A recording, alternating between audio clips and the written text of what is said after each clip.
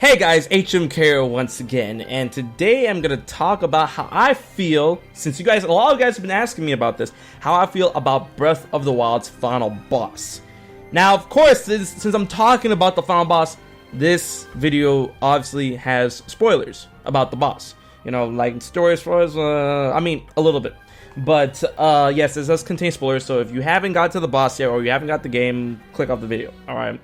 So, the boss fight of the Legend of Zelda Breath of the Wild is actually made up of two sections, and that is the Calamity Ganon and the Dark Beast Ganon. So I'm going to tackle how I feel about each section individually, not as a whole. I'll talk about how I feel as a whole later on in the video. But one thing I would like to say about Dark Beast Ganon and Calamity Ganon, I was just a little bit, you know, disappointed on the fact that we didn't fight the Calamity Ganon as it was shown off at E3 and it was shown off in the game as that big cloud swirling pig snake thing. I really wanted to fight that. I really wanted to fight Calamity Ganon as that, and you don't get to fight him as that because they were building that up quite a bit, that form. And I really wanted to see how Nintendo was gonna, like, oh, how am I gonna end up fighting this thing? This thing looks so big, it looks so scary. Like, how am I gonna take this thing on? And you don't.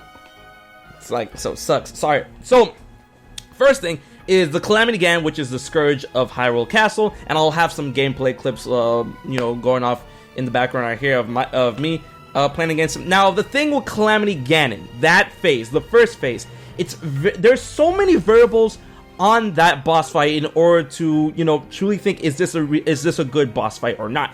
And you know, it definitely talks the talk, not talks the talk. It looks like it can walk the walk. No, I had it right the first one. It talks the talk, but if it walks the walk, it's really up to perception of the individual. And I think the Calamity Ganon's design was great. I love the design of the Calamity Ganon. All right, you know, this half guardian technology Sheikah thing mixed with obvious traits of Ganondorf himself. You can obviously tell, and I have a video coming out about the story of Calamity Ganon. You can obviously tell that he was trying to get a physical form. He was trying to reform a physical form after what had happened to him prior. And, you know, it's incomplete, but you can tell that, okay, that's Ganondorf. You can tell, you know, the beard, the Gerudo jewel piece he would have and stuff, and the redness and stuff. But I thought the design was great. He looked like a beetle. He had different arms for different weapons, and each weapon trait was from the previous Blight Ganons that came before him. Fire Blight Ganon, Thunder Blight Ganon, Water Blight Ganon, and Wind Blight Ganon. He had all those powers. And then, you know, the arena that you fight this thing in was hella hype as well, you know, because you break down the floor below you in the Sanctum of Hyrule Castle, and then you go into this like giant pod thing in order to settle your fight and stuff. And the fight itself is very, very ambiguous because the damage done to Calamity Ganon before the fight, like, you can potentially harm Calamity Ganon before the fight even begins, and that is through, you know, recovering the Divine Beast. And you can deal as much as half his life before the match even starts, and that's because you free the four Divine Beasts, and then they do their part.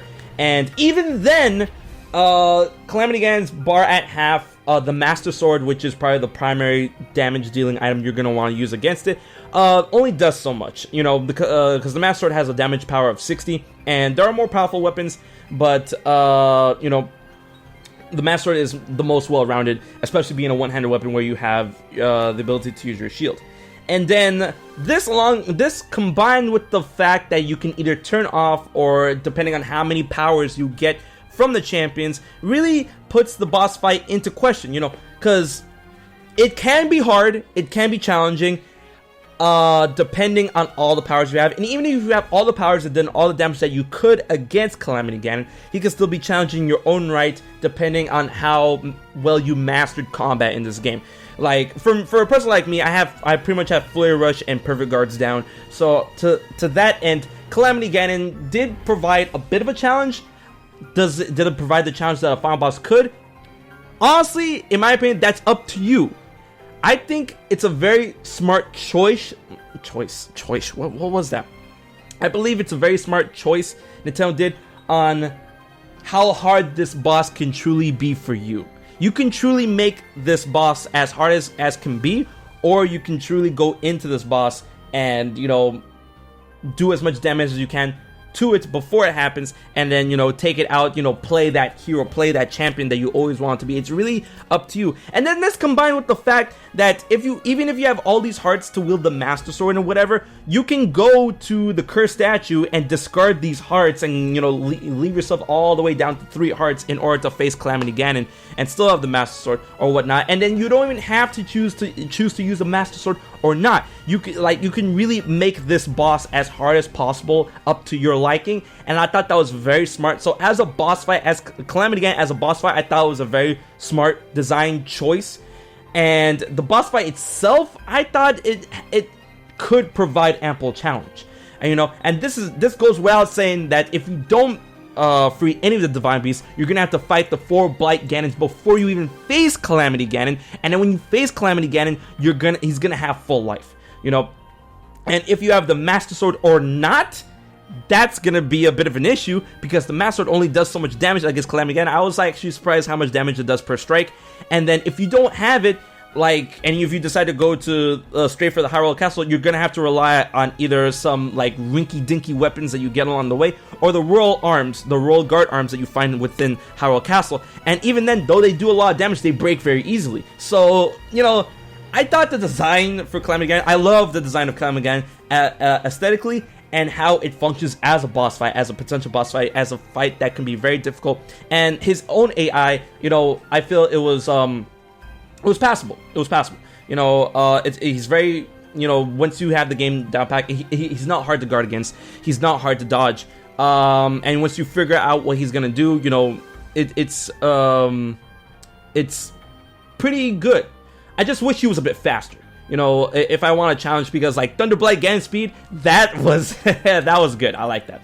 But I wish he was a bit faster. And other than that, like, he has really good attacks. The flame sword he has, and the AoE burst when he comes back down on the ground are really good and stuff. Doesn't really give you much time to escape.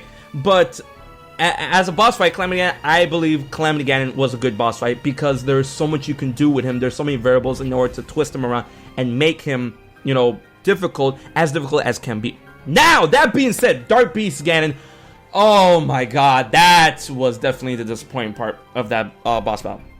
You know, because not because of what it was, because you know, the whole fact that he was like very easy to players and stuff, because he didn't really target you. He just ran around blasting things, and that's really a story element, you know, because they said, oh, Ganon has discarded everything. He just wanted to be pure malice, and then he's only bent on destruction, so he doesn't really like target anything. He's just destroying the land and stuff. He doesn't really have time to target you or whatever. And then the fact that the way to beat him is either using the Bow of Light and the Twilight Bow, which I tested against the Shining Circles in order to take him out. Dark Beast Ganon, definitely, because there's so much shit they could have done with that fight in order to make it a very pressured, a very stressful, and a very fun fight, in my opinion. He could have just, you know, sent, being the epitome of malice, he could have sent out, you know, enemies on foot in order to attack you, enemies on, you know, stall horses, because other malice pools of whatever inside Hyrule Castle and inside the Divine Beast, they have the power to spawn, you know, stall heads of various enemies, like stall Moblin heads, stall Lizardflow heads, stall Bokoblin heads. Like, as malice and hatred incarnate, Dark Beast Ganon could have, you know, made those things on horses, or made those things in order to impede your way, and then you could use the Master Sword or any type of sword in order to knock them out of the way, in order to get close enough to Dark Beast Ganon in order to do the light arrows on the specific spots. They could have done so much stuff in order to impede your movement, and, you know, make this battle a very stressful battle where you're gonna have to, you know, take into account all your surroundings and all the variables on what it can do and stuff. And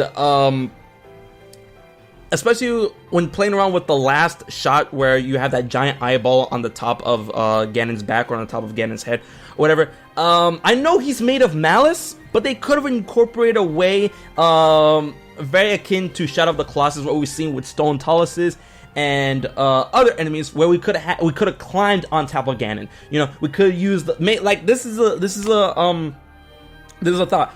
Those circles that you use the bow of light on, you could have shot those circles. Once you hit all those circles, then, Dark Beast Ganon would assume a safe, touchable state where Link would have to jump off the horse, get on top of Calamity Ganon, climb to the top where the eyeball is, use Master Strike the eyeball a couple of times, and then you see him starting to glow again. That means you have to get off of the Dark Beast Ganon and then potentially paraglide back onto your horse to continue the fight and stuff.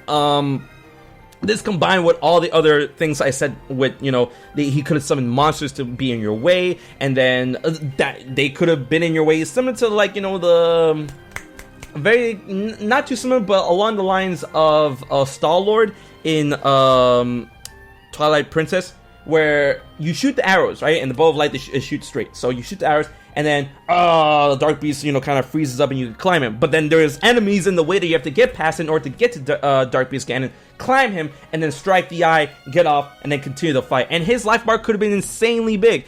That boss fight was very, very quick. It was very short. And the music in that boss fight is so good. Oh my god, like, if I had to choose one thing that I really was disappointed by in Breath of the Wild as a whole, but still doesn't detract from my perfect 10 out of 10 experience, it's definitely Dark Beast Ganon. Calamity Ganon as a boss fight, just because you can mold him however you like, I feel that was a great boss fight with great variables and great variety, just because you can mold him. You can make him as hard as it can be if you didn't find a challenge him, or you do this and do that and you change him up. That's great. But then Dark Beast Ganon, they had so much potential for a boss fight for Dark Beast Ganon, and I felt that was very, very squandered. Because in the end, even though it's like, the sword that seals the darkness, in the end, when you're fighting Dark Beast Ganon, you didn't use the sword that sealed the darkness to end Dark Beast Ganon. I mean, yeah, that last very moment where you had to jump off your horse and then enter the bullet time mode in order to hit the eye in slow motion, that part was badass, and they could have kept that part as the ending, sure. Or, use that to knock him down, and then you you run up to him and do the final strike on him, similar to how you did in Ganon in Ocarina of Time. But they had so many, there's so many ideas that you could have really played around with Dark Beast Ganon, and that was disappointing. They could have given more AoE just as a boss. If they didn't decide to do any of that, they could have made him more of an AoE burst. Give him certain tells that gives certain attacks. Like, he has that one beam that fires forward, but I mean, that's not hard to dodge. I want to fear for my life when taking out this thing at the end of ends. You know what I mean? So, like, you could have given an AoE burst. You couldn't have him homing lasers, like homing blasts that you would have to target, these things are following me, and if I don't use my bow to take them out one by one, I'm gonna get damaged, I'm gonna get knocked off my horse, and then my horse could get damaged, and then, if the horse dies, you're basically fucked in that fight. So that'll be a good way to, do all that stuff. But man, oh man, so Calamity Ganon, I thought that was a great boss fight. Dark Beast Ganon, not so much. Like, they had so much potential with that fight to make it amazing and grand, but they didn't. And this is how they could have made this is how they could have made Dark Beast Ganon great. Have them spawn enemies like the other pools of Mass could. Those enemies get in your way when trying to get close to Calamity Ganon.